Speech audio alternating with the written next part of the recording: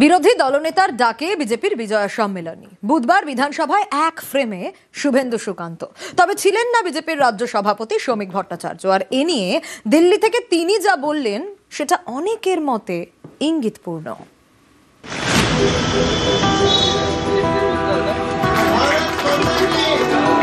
বুধবার রাজ্য বিধানসভায় একসঙ্গে শুভেন্দু অধিকারী ও সুকান্ত মজুমদার।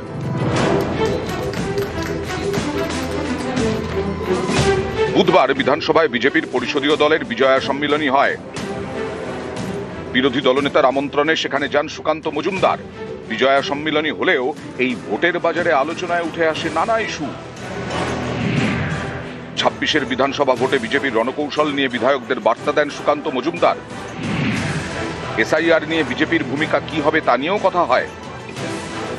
আমার আসার মূল উদ্দেশ্য হচ্ছে আমাদের সম্মানীয় বিধায়ক যারা আছেন সেই বিধায়কদের সাথে সৌজন্য সাক্ষাৎকার, এবং প্রতি বছরই আমি রাজ্য সভাপতি হওয়ার পর লাস্ট 3-4 বছর ধরে আমি এটা চেষ্টা করছি। প্রায় 50 জনের মতো বিধায়ক উপস্থিত ছিলেন। এখন সেশন না চলা অবস্থাতেও এতজন বিধায়ক একসাথে এখানে এসেছেন। আমরা সবাই মিলে রাজনৈতিক আলোচনা থেকে শুরু করে অন্যান্য আলোচনা করেছি। বিজেপির পরিষদীয় দলের বিজয়া সম্মেলনী, বিধানসভায় এক ফ্রেমে শুভেন্দু সুকান্ত, কিন্তু সেখানে অনুপস্থিত বিজেপি রাজ্য সভাপতি শ্রমিক ভট্টাচার্য। শ্রমিকদাও আমন্ত্রিত ছিলেন। শ্রমিকদার আজকে হোমের মিটিং আছে, হোম কমিটির সদস্য আমাদের মাননীয় রাজ্য সভাপতি, উনি ওই জন্য আসতে পারবেন না বলেছেন। নাহলে আজকে শ্রমিকদাও উপস্থিত থাকবেন। এক ফ্রেমেরই লোক আমরা। 2021 থেকে 2025 রাজ্য বিজেপির সভাপতি ছিলেন সুকান্ত মজুমদার। সেই সময় বিরোধী দলনেতা শুভেন্দু অধিকারীর সঙ্গে সুকান্তর সম্পর্ক যে খুব ঘনিষ্ঠ ছিল না সেটা পদ্মশিবিরের অনেকেই মনে করেন। সেই সুকান্ত মজুমদার এদিন হাজির হন বিধানসভায়। শুভেন্দু অধিকারীর ডাকা বিজেপির পরিষদীয় দলের বিজয়া সম্মেলনীতে আলোচনা করেন দলের রণকৌশল নিয়ে, কিন্তু সেখানে অনুপস্থিত শ্রমিক ভট্টাচার্য। দিল্লি থেকে তিনি বলেন এ নিয়ে কোনো মন্তব্য করবেন না। অনেকের মতে শ্রমিকের এই বক্তব্য ইঙ্গিতপূর্ণ। সুস্মিতা মণ্ডল, নিউজ 18 বাংলা। কোথাও গায়ে চাদর, কোথাও সোয়েটার, শীতের আগেই শীত শীত ভাব। জেলায় জেলায় নামছে পারদ।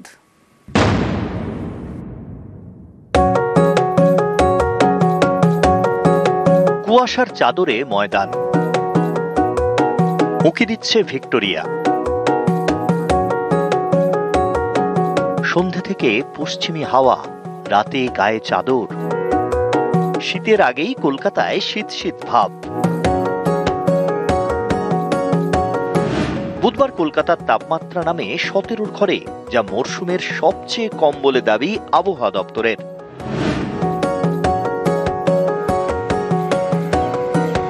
পুরুলিয়ার গায়ে সোয়েটার চাদর। পারদ নেমেছে 15 ডিগ্রিতে। আগুন জ্বালিয়ে হাত সেঁকছে ভোরের বাঁকুড়া। তাপমাত্রা 15 ডিগ্রির আশপাশে। ঝাড়গ্রামে তাপমাত্রা আরো কম, প্রায় 13 ডিগ্রিতে। পূর্ব মেদিনীপুরের দীঘা, এখানে সমুদ্রের পাড়ে চাদর গায়ে পর্যটকরা।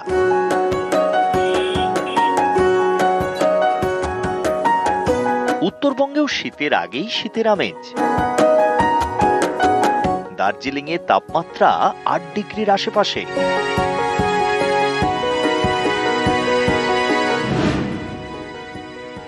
আগামী এক সপ্তাহ দক্ষিণবঙ্গ উত্তরবঙ্গ দুই জায়গাতেই প্রধানত শুষ্ক পরিষ্কার ওয়েদার থাকবে।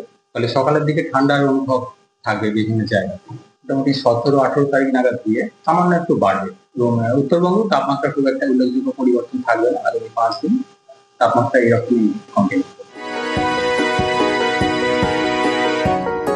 নিউজ 18 বাংলা। কোথাও মাটির রাস্তা, কোথাও আবার এবড়ো খেবড়ো, হাঁটা যায় না। এবার সেই সমস্যা মিটতে চলেছে। পশ্চিম মেদিনীপুর এবং উত্তর 24 পরগনার 2 জায়গায় তৈরি হবে 2টি পাকা রাস্তা।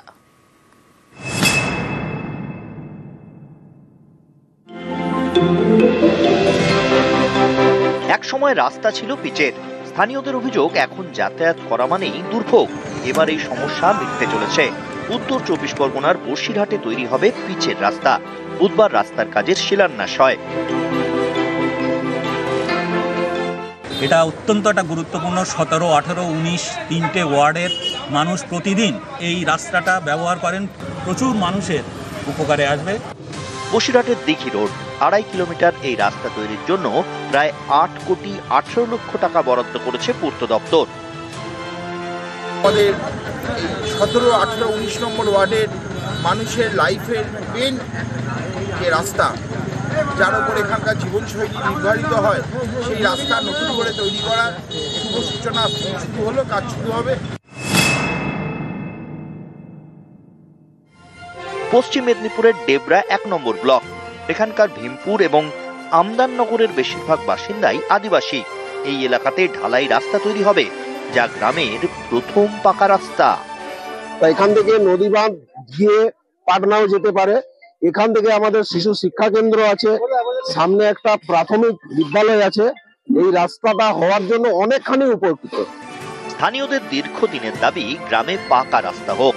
অবশেষে আদিবাসীদের গ্রামে তৈরি হবে ঢালাই রাস্তা। এর জন্য প্রায় 28 লক্ষ টাকা বরাদ্দ করা হয়েছে। মানুষের একটা দীর্ঘদিনের দাবি ছিল, এর প্রধানের মাধ্যমে আমরা প্রপোজালটা নিয়েছিলাম। 28,01,882 টাকা বরাদ্দ হয়েছে, প্রায় 1 কিলোমিটার রাস্তা। এবং ডেবরা ব্লকের এই রাস্তা সহ আমাদের টোটাল 5টা রাস্তা স্যাংশন হয়েছে। এই প্রথম এই রাস্তার কাজটি শুরু হলো। উত্তর 24 পরগনা থেকে অনুপম সাহা এবং পশ্চিম মেদিনীপুর থেকে দিগ্বিজয় মাহালি, নিউজ 18 বাংলা।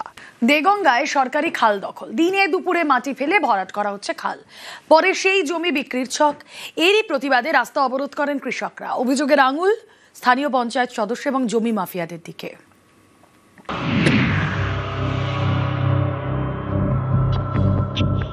এটা সেচ খাল, জল নিকাশির বড় ভরসা।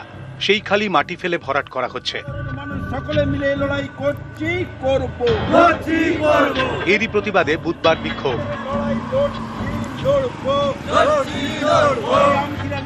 উত্তর 24 পরগনার দেগঙ্গা। এখানেই চাঁপাতলা গ্রাম পঞ্চায়েতের কেয়াডাঙ্গা। গা ঘেঁষে বয়ে গিয়েছে সেচ দফতরের খাল। 100 বছরেরও বেশি পুরনো। খালের দুপাশে বিঘার পর বিঘা চাষের জমি। এই সেচ খাল কৃষকদের বড় ভরসা। এমন একটি খালেই নজর পড়েছে চাঁপাডাঙ্গা পঞ্চায়েতের তৃণমূল সদস্য মোহাম্মদ হাসানুজ্জামান এবং জমি মাফিয়ার।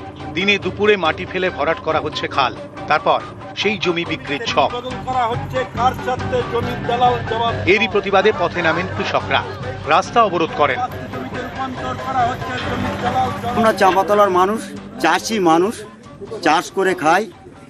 এই জল নিকাশি ব্যবস্থা যদি বন্ধ করে দেয় কোনো দালাল বা কোনো মাফিয়া, তার জন্য আমরা ক্ষতিগ্রস্ত হয়ে পড়ব। ঘটনা হচ্ছে, এখন এইটাকে যদি আটকে দেওয়া হয়, তাহলে গ্রামের মানুষ বুড়বে। আটকে দিচ্ছে এই জমির মালিক।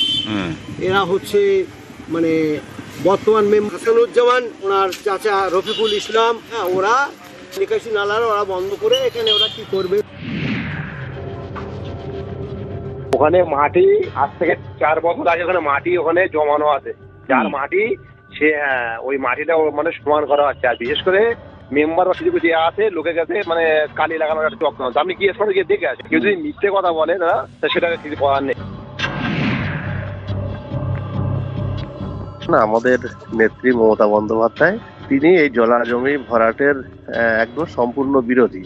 এবং যদি কেউ এরকম করে থাকে, নিশ্চয়ই আমরা দলীয়ভাবে এবং প্রশাসনিকভাবে সেটা তদন্ত করে দেখব। তা সেটা আমরা পঞ্চায়েত থেকে আমরা ব্যবস্থা নেব। দেগঙ্গা থেকে জিয়াউল আলম, নিউজ 18 বাংলা।